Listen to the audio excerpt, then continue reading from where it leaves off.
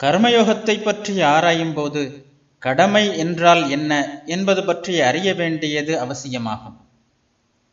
நான் ஒன்றை செய்ய வேண்டும் என்றால் முதலில் அது என் கடமை என்பதை தெரிந்து கொள்ள வேண்டும். அப்போது அதை என்னால் செய்ய முடியும். கடமை என்ற கருத்து பல்வேறு நாடுகளில் பல்வேறு விதமாக உள்ளது.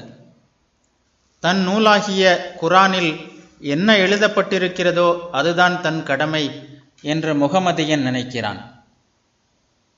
வேதத்தில் என்ன சொல்லப்பட்டிருக்கிறதோ அதுதான் தன் கடமை என்று சொல்கிறான் இந்து. கிறிஸ்தவனோ பைபிளில் கூறப்பட்டுள்ளதுதான் தன் கடமை என்கிறான்.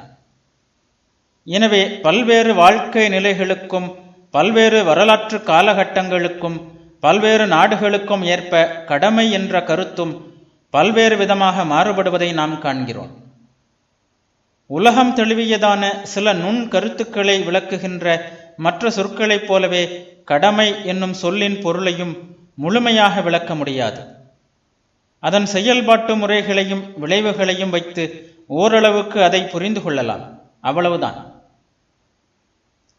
சில குறிப்பிட்ட காரியங்கள் நம் முன் நிகழும்போது இயல்பாகவோ அல்லது பழக்கத்தின் காரணமாகவோ ஒரு குறிப்பிட்ட வகையில் நடந்து கொள்ளும் உந்துதல் நம்மிடம் தோன்றுகிறது. இத்தகைய உந்துதல் எழுந்ததும் மனம் அந்த சூழ்நிலையை பற்றி சிந்திக்க தொடங்குகிறது. அந்த சூழ்நிலையில் இன்ன வகையில் நடந்து கொள்வது நல்லது என்று சில வேளைகளில் நினைக்கிறது. வேறு சில வேளைகளிலோ அந்த சூழ்நிலையில் அப்படி நடப்பது தவறு என்று நினைக்கிறது.